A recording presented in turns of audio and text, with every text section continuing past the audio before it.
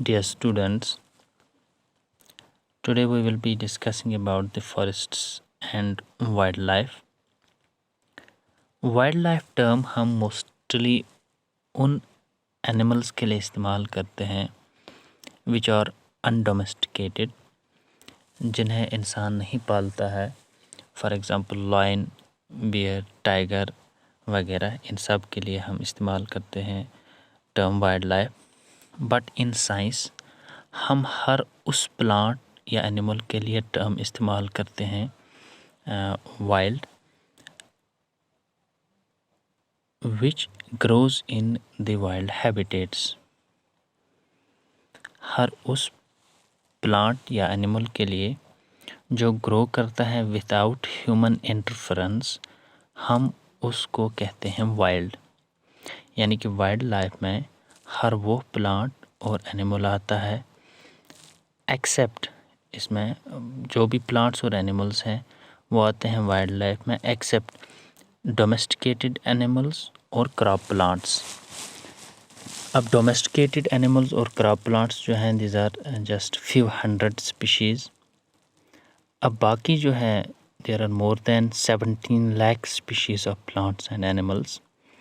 तो बाकी जो रह जाते हैं lakhs of species of these plants and animals, वो उसके लिए हम टर्म इस्तेमाल करते हैं वाइल्ड लाइफ. सो सिंपली वो प्लांट्स और एनिमल्स जो ग्रो करते हैं इन wild habitats without human interference, उसे हम इंक्लूड करते हैं वाइल्ड लाइफ में. अब वाइल्ड लाइफ जो है it's present everywhere. Wild plants और एनिमल्स डेजर्ट्स में भी, फॉरेस्ट्स में भी, ग्रासलैंड्स में भी, जहाँ पे भी हम इकोसिस्टम पे नज़र डालेंगे, वेदर एक्वेटिक और टेरेस्ट्रियल, वाइल्ड लाइफ जो है वो एग्जिस्ट करती है. अब इन case of the forests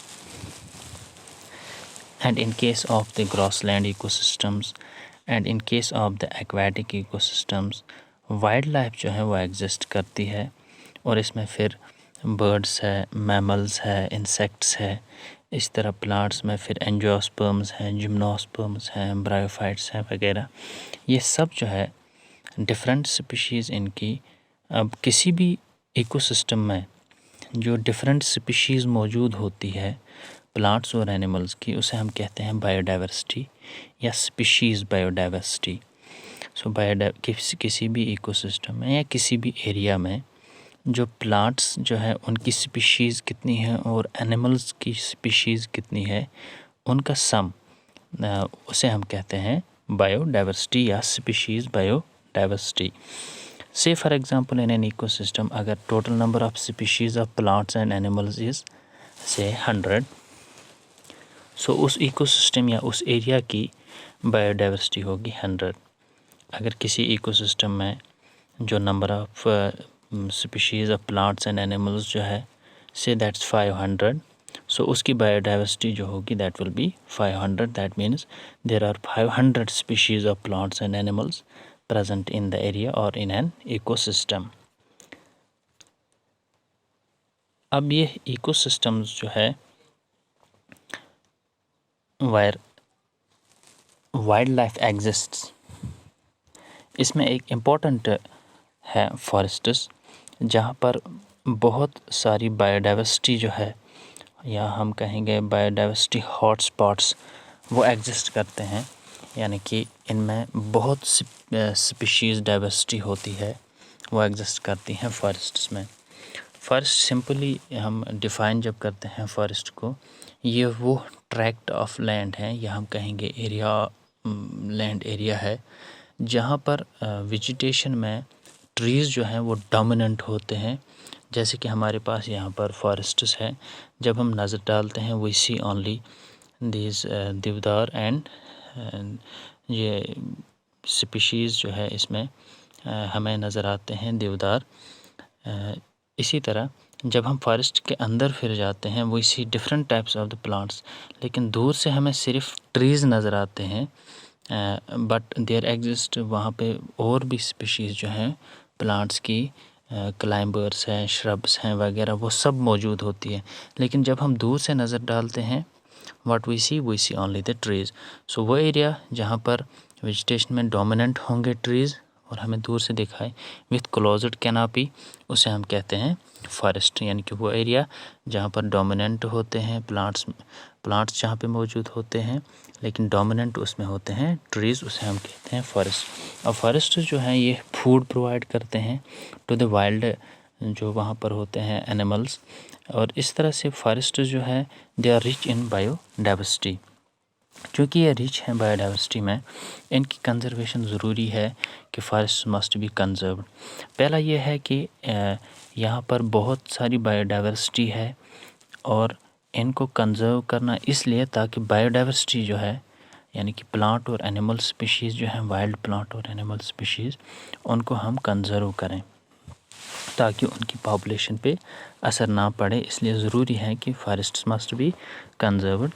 India में जो है वाइल्ड लाइफ प्रोटेक्शन एक्ट जब इम्प्लीमेंट किया गया, उसमें जिन हैबिटेट्स में ये वाइल्ड लाइफ प्लांट्स और एनिमल्स मौजूद हैं उन एरियाज़ को प्रोटेक्ट करना, और स्पेशली इसमें आते हैं फॉरेस्ट्स, क्योंकि ये वाइल्ड जो है एनिमल्स और plants they exist in the forest areas. For example हमारा जो नेशनल एनिमल है वो भी आता है इसमें। टाइगर जो है उसके लिए अलग एक प्रोजेक्ट दिया गया था और उसके लिए डिफरेंट नेशनल पार्क्स जो हैं, गिर हैं वगैरह, और ताकि उसकी स्पीशीज़ जो हैं वो डिप्लीट ना हो। सो इस तरह से साथ ही में जब wild life protection act implement किया गया, साथ ही जिन हैबिटेट्स में ये स्पीशीज़ जो है मौजूद थी उन एरियाज़ को प्रोटेक्ट किया गया, या हम कहेंगे फॉरेस्ट्स भी इसकी वजह से प्रोटेक्ट हुए फ्रॉम ह्यूमन इंटरफेरेंस। और सेंट्रल और स्टेट लेवल पे भी we have now different national parks होती है, वाइल्ड लाइफ सेंचुरीज़ होती है, वहाँ पर कंजर्व किया जाता है for the protection of these plants and animals, ताकि इनकी जो है पॉपुलेशन ज़्यादा डिक्रीज़ ना हो। इंडिया में भी बहुत सारी, या हमारी स्टेट में भी बहुत सारे बर्ड्स हैं, एनिमल्स हैं जिनमें जो इंडेंजर्ड लेवल तक पहुंच चुके हैं। इंडेंजर्ड मीन्स कि वहाँ से फिर इनकी पॉपुलेशन जो है वो ख़त्म होने वाली है पूरे वर्ल्ड में, या हम कहेंगे अर्थ पे। सो इंडेंजर्ड स्पीशीज़ में बहुत सारे एनिमल्स भी हैं और प्लांट्स भी है इंडिया में। सो अब इन कंजर्वेशन ऑफ फॉरेस्ट्स, जब फॉरेस्ट्स को कंजर्व किया जाएगा, साथ ही ये बायोडाइवर्सिटी जो है ये खुद ब खुद कंजर्व हो जाएगी, बिकॉज़ ये फॉरेस्ट जो है ये सोर्स है इनके लिए। एक तो इनका हैबिटेट है जहाँ पर इनको शेल्टर मिलता है, साथ ही फूड भी मिलता है इन्हें फॉरेस्ट से। अब फॉरेस्ट जो है इसकी दो मेन यूजेस हैं, इम्पॉर्टेंट रिसोर्स हैं किसी भी मुल्क के लिए। एक तो यह है कि फॉरेस्ट कवर जो है किसी भी कंट्री का, एक तो वो है कि एनवायरनमेंट को साफ़ रखने में, क्वालिटी ऑफ एनवायरनमेंट जो है उसको इंक्रीज़ करने में इट हेल्पफुल है फॉरेस्ट्स। दूसरा ये कि इकोनॉमिक बेनिफिट्स भी प्रोवाइड करता है किसी भी कंट्री के लिए। लेकिन हम यहाँ पर दो इम्पोर्टेंट ग्रुप्स है यूजेस में, एक तो है इकोनॉमिक यूजेस, दूसरा है इकोलॉजिकल यूजेस। इकोनॉमिक यूज में कि फॉरेस्ट जो है they provide us the timber, firewood, resins वगैरह, रबर, ये सब चीज़ें, या इवन के जो मेडिसिनल जो है हर्ब्स, वहाँ से हम मेडिसिन भी हासिल कर सकते हैं। सो यहाँ पर हो गया कि फॉरेस्ट जो है इनके इकोनॉमिक यूजेस है, ये हमें डिफरेंट जो है चीज़, डिफरेंट प्रोडक्ट्स जो है प्रोवाइड करता है और उसकी वजह से हम बेनिफिट्स हासिल कर लेते हैं। लेकिन इकोलॉजिकल बेनिफिट्स जो हैं वो ज़्यादा इम्पोर्टेंट है, ये भी इम्पोर्टेंट है इकोनॉमिक बेनिफिट्स और इकोलॉजिकल बेनिफिट्स जो हैं फॉरेस्ट्स के, कि फ़र्स्ट ऑफ ऑल कि दे प्रोवाइड द ऑक्सीजन। दूसरा ये कि ये सिंक्स हैं कार्बन डाइऑक्साइड के, कि ड्यूरिंग द फोटोसिंथेसिस यहाँ पर जो कार्बन डाइऑक्साइड है उसको यूटिलाइज़ करके कन्वर्ट किया जाता है into the food molecules. So इस तरह से these are the sinks of these carbon dioxide. अब कार्बन डाइऑक्साइड मेनली रिस्पॉन्सिबल हैं फॉर ग्लोबल वार्मिंग। सो हम ये कहेंगे कि फॉरेस्ट जो है वो हेल्प करते हैं हमें इंट्रोड्यूसिंग ग्लोबल वार्मिंग या इंट्रोड्यूसिंग ग्रीन हाउस इफ़ेक्ट। अब वाइल्ड लाइफ हैबिटेट, जो भी वाइल्ड लाइफ बायोडाइवर्सिटी इन फॉरेस्ट्स में मौजूद होती है वो तब फ्लोरिश करती हैं जब ये फॉरेस्ट्स मौजूद हो। अगर डिफॉरेस्टेशन होगी दैट मीन्स कि हैबिटेट जो है इकोलॉजिकल इम्बैलेंस होगी, हैबिटेट्स जो है habitats will be disrupted. As a result जो वहाँ की बायोडाइवर्सिटी है उस पर असर पड़ेगा। सो वी कैन से कि जो बायोडाइवर्सिटी का कम होना it's only because of this deforestation. So wild life habitat provide करते हैं फॉरेस्ट्स, ये भी इसका इकोलॉजिकल बेनिफिट है और बायोडाइवर्सिटी को कंजर्व रखने में इम्पॉर्टेंट रोल है फॉरेस्ट्स का। Regulation of the water cycle, ये जो है फॉरेस्ट्स जब ट्रांसपायरेशन होती है through these leaves in case of the forests, so वहाँ से फिर बिकॉज ऑफ ट्रांसपायरेशन जो वाटर वेपर्स हैं they form the clouds and this help in the regulation of the water cycle. One more thing कि जब soil जो है the roots of these trees and other plants जो forests में मौजूद होते हैं वो फर्मली अटैच रहते हैं विद द सॉइल।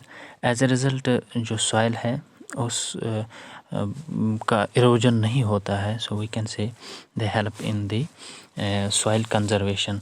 जितने प्लांट्स जितने ट्रीज ज़्यादा होंगे किसी भी एरिया में और वहाँ पर जो है फिर सर्फ दीज फ्लड्स वगैरह जब भी आते हैं या हैवी रेनफॉल होगी इन द फॉरेस्ट एरियाज़ तो उसकी वजह से कम जो है सॉइल इरोजन होगा। सो we can say they help in the soil conservation also.